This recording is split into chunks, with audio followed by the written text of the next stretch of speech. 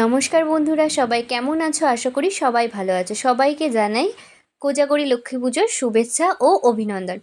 আজ কিন্তু পূর্ণিমা সকালে লেগেছিল, দুপুরে কিন্তু আমাদের পুজো হয়ে গেছে, তবুও সন্ধ্যাবেলায় কিন্তু ফলের বাটা সাজিয়ে ঠাকুরকে দেয়া হয়েছিল। যাই হোক, দেখো আমরা সকালে কিন্তু তাড়াহুড়োর মধ্যে আলপনা দিতে পারিনি, তাই জন্য এইরকম প্লাস্টিকের আলপনা এনে লাগিয়ে দেওয়া হয়েছে। দারুণ লাগছে না? আর এই দেখো লাইটিং লাগিয়ে সারা ঘরে কিন্তু চিকমিক করছে। এই দেখো আমাদের লক্ষ্মী গণেশ কার্তিক, আর এই পাশেও কিন্তু আরেকটি আসন আছে যেখানে অনেক ঠাকুর আছেন। নারায়ণ লক্ষ্মী আছেন, আমাদের বাড়ি কিন্তু দুটি লক্ষ্মী, একটি লক্ষ্মী গণেশের সাথে এবং অন্য লক্ষ্মী কিন্তু নারায়ণের সাথে। এছাড়াও আছেন বিশ্বকর্মা, গোপাল, আরও অনেকে, মা কালী, মা সরস্বতী।